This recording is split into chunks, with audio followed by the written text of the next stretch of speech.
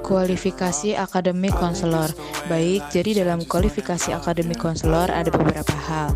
Yang pertama ada S1 pendidikan program BK, dan yang kedua ada S2 profesi konselor lulusan program studi pendidikan profesi konseling.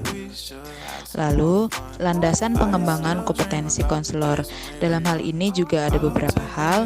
Yang pertama, ada pemahaman secara mendalam mengenai konseli. Yang kedua, penguasaan kerangka teoritik BK. Dan yang ketiga, kemampuan menyelenggarakan pelayanan BK. Kompetensi konselor.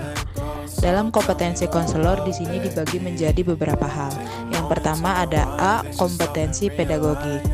Nah, kompetensi pedagogik ini salah satu halnya itu menguasai teori dan praksis pendidikan, lalu mengaplikasikan perkembangan fisiologi dan psikologi serta perilaku klien, dan yang terakhir menguasai esensi pelayanan bimbingan dan konseling dalam jalur, jenis, dan jenjang satuan pendidikan.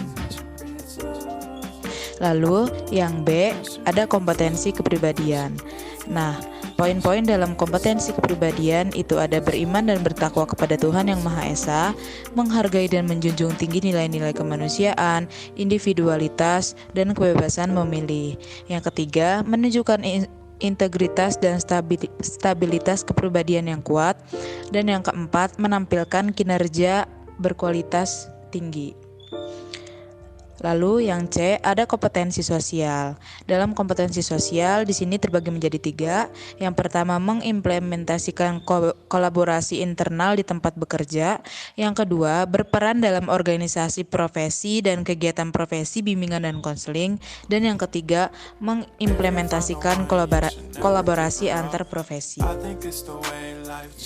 Adapun kompetensi konselor yang merupakan ke dalam kompetensi profesional adalah salah satunya menguasai konsep dan praktis asesmen untuk bisa memahami kondisi, kebutuhan, dan masalah konseli.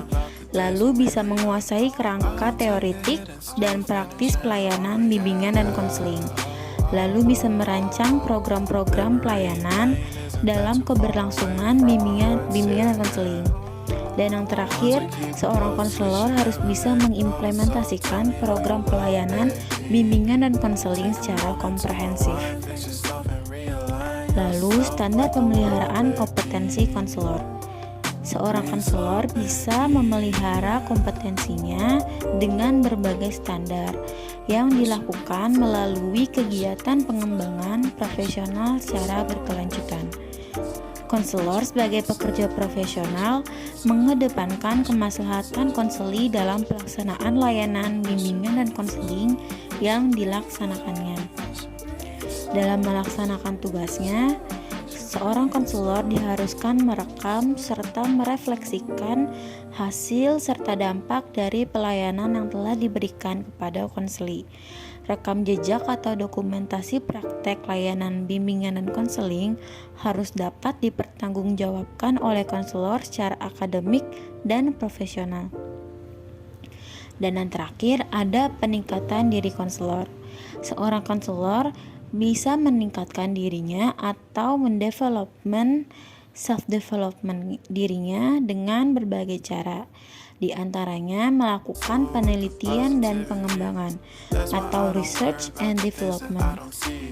Lalu bisa dengan melakukan penelitian tindakan atau action research. Dan yang terakhir bisa mengakses berbagai sumber informasi cetak, elektronik, diskusi, atau juga bisa melakukan seminar dan pelatihan serta pendidikan lanjut sebagai upaya pemeliharaan standar kompetensi yang seharusnya dimiliki oleh konselor.